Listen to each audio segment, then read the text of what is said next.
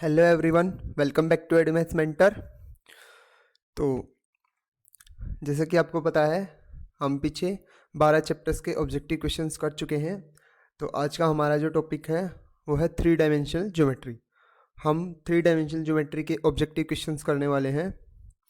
तो अगर आपको कंटेंट अच्छा लग रहा है तो आप सभी बच्चों तक शेयर कर दीजिए और चैनल को सब्सक्राइब कर दीजिए। अगर कोई डाउट होता है आपका तो आप कमेंट बॉक्स में कमेंट कर सकते हैं, ठीक है। तो चलिए शुरू करते हैं। तो वीडियो को ध्यान से देखना, कंप्लीट वीडियो को। बहुत सारे बेसिक कंसेप्ट्स मैं आपको बताने वाला हूँ, ऐसी ऐसी बातें आपको बताने वाला हूँ जिनकी हेल्प से आप बड़े क्वेश्चंस भी सोल्व कर सकते हैं, ठीक है। तो ध्यान से सुनना, जो जो बातें मैं आपको बताऊँ, बहुत इंपॉर्टेंट बातें यहाँ पे डिस्कस होने वाली हैं, ठीक है। तो चलिए शुरू करते हैं। If a line makes angles 90 degree, 135 degree and 45 degree with x, y, z axis, then find the direction cosines। अब एक लाइन के डायरेक्शन कोसाइंस क्या होते हैं, ध्यान से सुनना। अगर कोई लाइन x एक्सिस के साथ अल्फा एंगल बनाती है, y एक्सिस के साथ बीटा और z एक्सिस के साथ गामा एंगल बनाती है, तो उनको बोलते हैं डायरेक्शन एंगल्स। और उन एंगल्स के कोस जब हम ले लेते हैं तो उनको बोलते हैं डायरेक्शन कोसाइंस। फिर इनको नाम दे दिया जाता है अलग से, पर्टिकुलर l, कोस बीटा को m, कोस गामा को n। अब उसने हमें क्या दे रखे हैं, एंगल्स दे रखे हैं। तो 90 एक्स एक्सिस के साथ यानी कि l इक्वल टू कोस 90 तो 0, फिर कोस बीटा यानी कि कोस 135 दैट इज -1/√2, कोस 45 1/√2। तो हमारे पास डायरेक्शन कोसाइंस आ जाएंगे 0, -1/√2 और 1/√2। ये पर्टिकुलर नोटेशन होती है LMN, ठीक है ना, डायरेक्शन कोसाइंस के लिए। तो आगे तक वीडियो को ध्यान से देखना। The direction cosines of a line which makes equal angles with the coordinate axis. अभी तक तो एंगल आपको दे रखे थे अलग अलग पर्टिकुलर, अब इसमें बोल रहा है कि जो लाइन है ना वो इक्वल एंगल्स ट्रेस कर रही है, ठीक है ना। यानी कि जो कोस अल्फा है, कोस बीटा है और कोस गामा है, वो तीनों चीज़ें आपकी इक्वल होने वाली हैं, ठीक है। यानी कि तीनों एंगल्स तो इक्वल हैं। तो तीनों एंगल्स अगर इक्वल हैं तो कोस उनका भी इक्वल होगा, और उनका अगर कोस इक्वल होगा तो तीनों डायरेक्शन कोसाइंस इक्वल होंगे। अगर तीनों डायरेक्शन कोसाइंस इक्वल हैं देन हम एक प्रॉपर्टी अप्लाई कर सकते हैं जो हमारे पास होती है डायरेक्शन कोसाइंस के लिए, L² + M² + N² = 1। अगर ये तीनों इक्वल हैं तो मैंने तीनों को एक ही नाम दे दिया, same, cos alpha cos alpha cos alpha. अब ये 3 cos square alpha = 1, cos square, ये इसको हम सोल्व कर सकते हैं, स्क्वायर साइड +-1/√3, ठीक है। तो यहाँ से हमें एक की वैल्यू मिल गई, यानी कि तीनों की वैल्यू मिल गई क्योंकि तीनों सेम थे। तो +-1/√3 1/√3 1/√3 आपके पास क्या आ जाएंगे, डायरेक्शन कोसाइंस, ठीक है। अगर आपको ऐसे लग रहा है कि मैं जल्दी जल्दी बोल रहा हूँ तो आप वीडियो की स्पीड कम कर सकते हैं, ठीक है ना। यहाँ पे आपको ऑप्शन मिल जाएगा सेटिंग में, जब जाओगे यूट्यूब के ऊपर 3 डॉट पे क्लिक करके, ठीक है ना, तो वहाँ से स्पीड को आप घटा बढ़ा सकते हैं अगर आपको लग रहा है कि मैं जल्दी जल्दी कर रहा हूँ, ठीक है। The direction ratios of a line are these. Direction ratio आपको दे रखे हैं, देन इट्स डायरेक्शन कोसाइंस। अब मैं आपको बता दूं डायरेक्शन रेशियो क्या होते हैं। कोई भी आपको वेक्टर दे दिया जाता है ना, वेक्टर बोलूँ या पॉइंट बोलूँ, ठीक है ना, उसके जो कोफिशिएंट होते हैं ना वही आपके डायरेक्शन रेशो होते हैं। अब ये ऑलरेडी डायरेक्शन रेशो दे रखे हैं, और अगर आपको डायरेक्शन कोसाइन चाहिए तो आप सिंपल उस वेक्टर का यूनिट वेक्टर बना लीजिए, देन जो कंपोनेंट आएंगे ना उनको बोलते हैं डायरेक्शन कोसाइंस। या फिर मैं बोलूँ डायरेक्शन रेशियोज को उस वेक्टर के मैग्नीट्यूड से डिवाइड करवा दीजिए। ये देखिए मैंने करवा रखा है, पहले तो डायरेक्शन रेशियोज लिखे, फिर जो कॉमन आ रहा था वो कॉमन। और एक बात, आप डायरेक्शन रेशियोज में से कुछ भी अगर क्वांटिटी कॉमन आ रही है तो आप उसको कॉमन निकाल सकते हैं, कोई दिक्कत वाली बात नहीं। मैंने 2 कॉमन आ रहा था, 2 निकाल लिया, ठीक है ना, क्योंकि ऑप्शंस में ना -9 6 और -2 था। आप चाहें तो किसी सेम क्वांटिटी से मल्टीप्लाई भी करवा सकते हैं, doesn't matter. Direction ratios are just numbers which are proportional to direction cosines, ठीक है। कुछ भी नहीं होता, इनकी कोई डेफिनेशन नहीं होती अपनी। डायरेक्शन कोसाइंस के 3 ऐसे नंबर ढूंढे जाते हैं जो डायरेक्शन कोसाइंस के प्रोपोर्शन हो, उनको बोल देते हैं डायरेक्शन रेशो, सिंपल, ठीक है। तो आप किसी भी नंबर से मल्टीप्लाई करवा सकते हो, 5 5 5 से मल्टीप्लाई करवा दो, कोई दिक्कत नहीं है, ठीक है। 2 कॉमन निकाल लीजिए। अब जो ऑप्शन में थे ना वो तीनों कैसे दे रखे थे, 9 6 और 2 की टर्म में थे, तो फिर 9 6 और 2 आपके डायरेक्शन रेशियो, फिर इसको इसके मैग्नीट्यूड से डिवाइड करवा दीजिए, देन जो आएगा वो आपके पास डायरेक्शन कोसाइंस, ठीक है। उसके बाद the direction cosines of a line equally inclined to the coordinate axis. ये वही क्वेश्चन है, सेकंड रिपीट है, पढ़ लेना आप, ठीक है। Direction cosines of a line joining the 2 points. अब ये 2 पोजीशन वेक्टर्स हैं, ठीक है ना। आपको लेंथ वेक्टर चाहिए, और लेंथ वेक्टर कैसे मिलता है, इसमें से माइनस करेंगे, ए और बी पॉइंट दे रखा है, तो इस पूरे लेंथ का वेक्टर कैसे मिल जाएगा, point of B minus position vector of A. तो माइनस करके तो आपको लेंथ वेक्टर मिल जाएगा। ये देखिए मैंने सोल्व करके दे रखा है आपको, ठीक है। इसमें से ये माइनस करेंगे तो लेंथ वेक्टर मिल जाएगा। फिर इस वेक्टर का आप क्या बनाएंगे, यूनिट वेक्टर, ठीक है। तब जो कोफिशिएंट्स आ रहे हैं ना वो आपको क्या देंगे, direction cosines of this line a b, ठीक है। आई होप आप समझ रहे होंगे। The direction cosines of x y z axis are. अब खुद एक्सिस का डायरेक्शन कोसाइंस पूछ रखे हैं, ठीक है ना, यानी कि अगर कोई पॉइंट एक्स एक्सिस पे होगा तो क्या होगा, वाई एक्सिस पे होगा, जेड एक्सिस। तो सिंपल सी बात है, मैं आपको एक समझा देता हूँ सिर्फ। डायरेक्शन कोसाइंस क्या होते हैं, मैंने ऊपर बताया आपको डायरेक्शन कोसाइंस क्या होते हैं। कोई भी लाइन एक्सिस के साथ जो जो एंगल बनाती है ना, उनके कोस ले लिए जाते हैं, ठीक है। तो अब एक्स एक्सिस खुद के साथ कितना एंगल बना रही है, 0, तो कोस 0 1। फिर एक्स एक्सिस वाई के साथ कितना एंगल बना रही है, 90, तो कोस 90 0। फिर एक्स एक्सिस जेड के साथ कितना एंगल बनाती है, 90, तो कोस 90 0। तो अगर कोई पॉइंट एक्स एक्सिस पे है ना, तो या फिर कोई लाइन अलोंग एक्स एक्सिस है, तो उसके डायरेक्शन कोसाइंस क्या हो जाएंगे स्टूडेंट्स, 1 0 0। सिमिलरली 0 1 0 वाई एक्सिस के लिए और 0 0 1 जेड एक्सिस के लिए, ठीक है। उसके बाद नेक्स्ट देखिए, ये सिंपल आपका फॉर्मूला है। अगर ये डायरेक्शन कोसाइंस आपको प्रोवाइड करवा रखे हैं, देन एंगल कौन से फॉर्मूले से दिया जाएगा, ठीक है ना। तो ये कोस थीटा, ये डबल प्रिंट हो रखा है, ठीक है। तो cos theta equal to L1 L2 M1 M2 plus N1 N2। नीचे जो मैग्नीट्यूड आता है वो दोनों में के केस में क्या हो जाता है 1, बिकॉज डायरेक्शन कोसाइंस में एक प्रॉपर्टी होल्ड होती है, मैंने आपको बताई ऊपर, L² plus M² plus N² equal to 1। 2 lines direction cosine दे रखे हैं, परपेंडिकुलर है। अब ये आपको पता है, अगर 2 लाइंस परपेंडिकुलर हैं तो उनके जो वेक्टर्स हैं ना, उनकी डॉट प्रोडक्ट क्या आएगी, 0, क्योंकि 2 वेक्टर्स अगर परपेंडिकुलर हैं तो डॉट प्रोडक्ट 0 होती है। वेक्टर में ये मैं ऑलरेडी डिस्कस कर चुका। तो यहाँ पे मैं बोलूँ कि डायरेक्शन रेशियोज की रिस्पेक्टिव मल्टीप्लाइज क्या हो जाएंगी, 0। तो A1 A2 plus B1 B2 plus C1 C2 equal to 0। ये सिंपल रूल्स हैं, आपको याद रखने हैं, ठीक है। फॉर्मूला बेस्ड क्वेश्चन है। अगर पैरेलल हैं तो उनके प्रोपोर्शन क्या हो जाएंगे, इक्वल, या फिर मैं ऐसे बोलूँ कि वो क्या हो जाएंगे प्रोपोर्शन में, या फिर उनके रेशियो क्या हो जाएंगे इक्वल। A1 का A2 के साथ, B1 का B2 के साथ, C1 का C2 के साथ इक्वल हो जाएगा, ठीक है।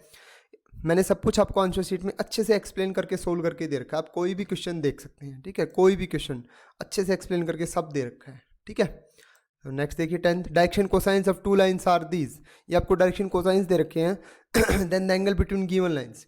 तो ऊपर फॉर्मूला आया था डायरेक्शन कोसाइंस के लिए, ये जो फॉर्मूला हमने पढ़ा था, तो सिंपल आप वैल्यूज पुट कीजिए L1 L2 की, ये देखिए 4 × 1 3 × -2 समथिंग ऐसे, तो ये आपका 0 आ जाएगा। और कोस कितने पे 0 होता है, 90 पे, तो एंगल कितना आ गया आपका दोनों के बीच, 90, simple. The vector equations of the line passes through the origin. Line origin से तो पास होती है, और इसकी क्या है पैरेलल, सॉरी इस पॉइंट से ही पास होती है। 2 पॉइंट दे रखे हैं आपको। अब आपको 2 पॉइंट फॉर्म याद होनी चाहिए, ठीक है ना। Equation of a line passing through 2 points. तो देखिए मैंने लिख रखा है, equation of line passing through 2 points is given by R equals to A plus lambda of B minus A। 3D में मोस्ट इंपॉर्टेंट है, आपको इन लाइन्स की जनरल फॉर्म्स याद होनी चाहिए। आपकी लैंग्वेज में बोलूँ तो फॉर्मूले आपको याद होनी चाहिए, ठीक है ना। R equals to A plus lambda B minus A। अब A क्या है, ओरिजिन। कोई भी एक पॉइंट मान लीजिए, ये वाला मान लीजिए, ओरिजिन मान लीजिए, लेकिन ऑप्शंस के अकॉर्डिंग ओरिजिन को A माना गया था, ठीक है ना। तो 0 plus 0 plus 0 plus lambda into this vector 5 - 0 B minus A, 5 - 0 this minus this, simple put करना था आपको और आपको क्या मिल जाएगा आंसर, ठीक है। उसके बाद next, the equation of line passing through the point 1 2 3 and parallel vector, ये दे रखा है। सिंपल ऊपर वाले जैसा क्वेश्चन है। अब की बार आपको क्या दे रखा है, पासिंग पॉइंट दे रखा है और पैरेलल वेक्टर दे रखा है। अब आपको लाइन की वो फॉर्म याद होनी चाहिए, R equals to A plus lambda M, ठीक है ना। मैंने सिंपल लिख रखा है, देखो पासिंग पॉइंट को क्या बोलते हैं हम, A वेक्टर, और पैरेलल वेक्टर को क्या बोलते हैं हम, M vector. Equation of line क्या होती है, R equals to A plus lambda M। Lambda के साथ जो आता है वो पैरेलल वेक्टर, और ये क्या होता है पासिंग पॉइंट। दोनों आपको दे रखे थे, जस्ट आपको पुट करने थे बस, ठीक है। नेक्स्ट देखिए, the Cartesian equation of the line passing through this, इस पॉइंट से तो पास होती है और डायरेक्शन रेशियो ABC है। तो ये भी आपको फॉर्मूला बेस्ड क्वेश्चन है, ए ऑप्शन सही हो जाएगा, सॉरी बी ऑप्शन सही हो जाएगा, ठीक है। The Cartesian equation of a line is this. Cartesian equation ये दे रखी है आपको, then its vector form is. अब वेक्टर फॉर्म में चेंज करना है, तो मैं आपको बता दूं, ये अगर आपकी कार्टेशियन फॉर्म है, ये अगर आपकी कार्टेशियन फॉर्म है, तो उसमें एक चीज़ आप हमेशा याद रखना, x का कोफिशिएंट 1 होना चाहिए, y का कोफिशिएंट और z का कोफिशिएंट, इन तीनों के कोफिशिएंट 1 होने चाहिए। और 1 का मतलब 1 पॉजिटिव होने चाहिए, ठीक है ना, पॉजिटिव 1, ठीक है, यूनिटी होना चाहिए। उसके बाद आप देखेंगे ये जो x1 y1 z1 आता है, वो तो आपका होता है पासिंग पॉइंट, ये जो ऊपर पॉइंट होता है, और नीचे वाला होता है आपका पैरेलल वेक्टर, ठीक है। इस इक्वेशन की अगर बात करूँ तो A कौन होता है, x1 y1 z1, और M कौन होता है, A B C। तो आपको इस इक्वेशन से इन दोनों का पता करके इसमें पुट करने होते हैं। अब ये जैसे ये इक्वेशन है, तो सबसे पहले मैंने इसको ये फॉर्म दी, ठीक है ना। जैसे यहाँ पे क्या था, x - 5 और y + 4 था, तो मैंने इसको माइनस में चेंज किया, y - 4 लिख दिया, ठीक है, और z - 6। अब ये जो -5 और ये सॉरी ये 5, ये -4 और ये 6, ये तो आया मेरा पासिंग पॉइंट, और ये नीचे जो चल रहे हैं 3 7 2, ये क्या आ गए मेरे पैरेलल वेक्टर, ठीक है। सिंपल सा क्वेश्चन है। उसके बाद नेक्स्ट क्वेश्चन देखिए, कार्टेशियन इक्वेशन दे रखी है ये आपको, ठीक है। Then the lambdas of, lambda dash आपसे पूछ रहे, लैम्डा डैश का मतलब नीचे जो पैरेलल वेक्टर आता है ना, वो नीचे वाले क्वेश्चन में भी यही है, सेम चीज़ पूछ रखी है। तो यहाँ पे ये आपसे ये चाहता था कि क्या आप इस इक्वेशन को जनरल फॉर्म में चेंज कर सकते हो। जैसे देखिए एक्स का कोफिशिएंट 3 दे रखा था, तो मैंने आपको ऊपर बताया था इसका कोफिशिएंट आप 1 बनाएंगे, तो 3 क्या ले लीजिए कॉमन, या फिर बोलूँ ऊपर नीचे 3 से डिवाइड करवा दीजिए, ठीक है। तो 3 जैसे ही आप कॉमन लेंगे तो एक्स प्लस 1/3, और वो 3 कहाँ पे आ जाएगा, नीचे 1/3, ठीक है। उसको मैं ऐसे लिख सकता हूँ ना, नीचे 1/3, यहाँ से 6 कॉमन लूँगा तो y माइनस 1/3, और 6 को क्या लिख सकता हूँ मैं 1/6, ये 6 शब्द के जैसे ऊपर जाएगा और मल्टीप्लाई हो जाएगा, ठीक है। और z 1 माइनस जेड को क्या लिखोगे, z-1, और ऊपर -1 जो कॉमन आया था वो कहाँ पे आ जाएगा, नीचे। अब ये एक्चुअल फॉर्म में आ गया, ठीक है। अब ये जो ये आए ना 1/3, 1/6 -1, इनको बोल रहे हैं लैम्डा डैश, ठीक है। सिमिलरली आप इसको सेट करेंगे, आप इसको खुद करेंगे, ठीक है। फिर जो आएंगे ना 1 - 7/2, वो आपके लैम्डा डैश है, ठीक है। So next, the angle between the pairs of line, इन दोनों लाइंस के बीच एंगल्स पूछे हैं, ठीक है। अब यहाँ पे सिंपली आपको फॉर्मूला पता होना चाहिए, अगर दोनों लाइंस दे रखी है तो फॉर्मूला क्या होता है, जो ये पैरेलल वेक्टर होते हैं ना, इन दोनों वेक्टर्स को आप दो वो ए और बी वेक्टर मान के कोस थीटा वाला फॉर्मूला अप्लाई करेंगे, ठीक है, क्योंकि यही लेंथ वेक्टर होते हैं, इन्हीं के बीच आप फॉर्मूला अप्लाई कर सकते हो। तो ये जनरल फॉर्मूला मैंने सब कुछ डिस्क्राइब करके दे रखा है आपको, b1.b2 आपको फॉर्मूला याद होगा, आपको अब एग्जाम टाइम है, सब कुछ तो आई थिंक आता ही होगा, ठीक है। ऑब्जेक्टिव क्वेश्चन ऑब्वियसली हम तभी करते हैं जब हम चैप्टर से गो थ्रू हो चुके होते हैं, तो ये फॉर्मूले आपको याद होनी चाहिए, जस्ट आपको पुट करनी है चीज़ें।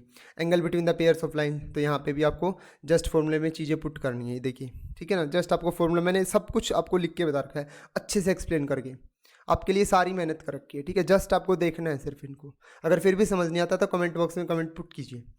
The vector equation of this line, इस लाइन की वेक्टर इक्वेशन बनानी है, तो ऊपर आया था इक्वेशन, पहले तो इस लाइन को इस फॉर्म में लेके आओगे आप, ठीक है। इस फॉर्म में लाने के बाद इस फॉर्म में लाने के बाद जो x1 y1 z1 होगा वो तो आपका पासिंग पॉइंट, और नीचे जो आता है ना वो आपका कौन होता है, पैरेलल वेक्टर। तो आप इसको कर सकते हैं 19th क्वेश्चन को, ठीक है।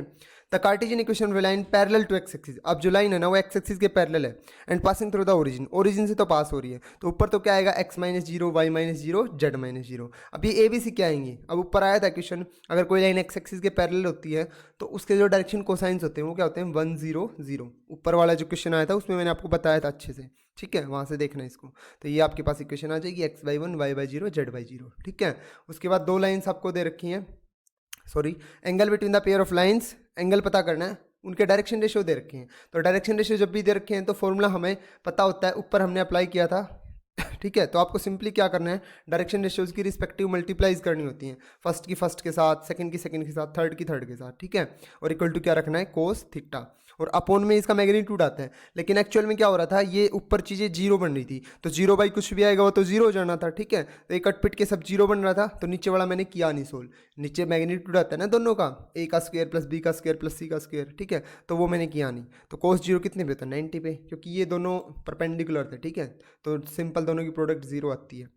If the lines this and this are perpendicular, अब दोनों लाइन्स परपेंडिकुलर हैं, देन द वैल्यू ऑफ की, तो जब भी लाइन परपेंडिकुलर दे रखी हो तो आपको सिंपल एक कंसेप्ट अप्लाई करना होता है कि जो डायरेक्शन रेशियोज होते हैं ना उनकी मल्टीप्लाई कितनी होती है, जीरो। जैसे यहाँ पे आई थी, दोनों डायरेक्शन रेशियोज की मल्टीप्लाई कितनी आई थी, जीरो, तो ये क्या थे, परपेंडिकुलर। अब यहाँ पे भी डायरेक्शन रेशियो ऑलरेडी परपेंडिकुलर दे रखे हैं, तो मुझे ये कंसेप्ट अप्लाई करना है बस, ठीक है। तो मैंने जस्ट मल्टीप्लाई को जीरो के इक्वल रखा, और के की वैल्यू मिल गई -10/7, ठीक है। The angle between the pair of lines, direction ratios दे रखे हैं आपको, एंगल पता करना है, ऊपर मैंने फॉर्मूला आपको मेंशन किया था क्वेश्चन नंबर 18 में, मेंशन कर रखा है मैंने यहाँ पे भी, ठीक है। जस्ट आपको उस फॉर्मूले में वैल्यूज पुट करनी है और आपको क्या मिल जाएगा, एंगल थीटा, ठीक है।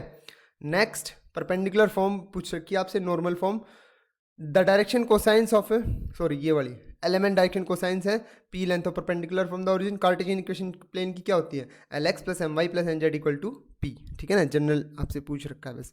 The direction cosines of normal to the plane, direction cosines पूछे नॉर्मल के। अब नॉर्मल कौन होता है, ये जो कोफिशिएंट होते हैं ना x y z के, ये आपको नॉर्मल के डायरेक्शन रेशियो देते हैं, ठीक है ना। अब डायरेक्शन रेशियो तो आपको मिल गए 2, -3 और 6, आप उनका क्या कर दीजिए, यूनिट वेक्टर बना दीजिए। ये देखिए मैंने यूनिट वेक्टर बना दिया, दोनों साइड क्या करवा दिया, उसके मैग्नीट्यूड से डिवाइड, देन जो कोफिशिएंट आते हैं ना उनको क्या बोलते हैं आप, डायरेक्शन कोसाइंस, ठीक है। आप इसको देख सकते हैं, मैंने कर रखा है, ठीक है।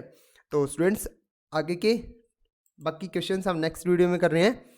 अगर आपका कोई भी डाउट है इन क्वेश्चंस में, देन आप पूछ सकते हैं कमेंट बॉक्स में, feel free to ask in the comment box, कोई दिक्कत नहीं है, आपकी जो प्रॉब्लम है वो दूर की जाएगी डेफिनेटली, ठीक है। अगर ऐसे लग रहा है कि जल्दी चल रहा है तो आप बोल सकते हैं मेरे को, कोई दिक्कत वाली बात नहीं है, कोई क्वेश्चन समझ नहीं आया तो उसको आपको समझाया जाएगा, ठीक है। Thank you so much. मिलते हैं नेक्स्ट वीडियो में, आगे की क्वेश्चन नेक्स्ट वीडियो में करेंगे। Thank you.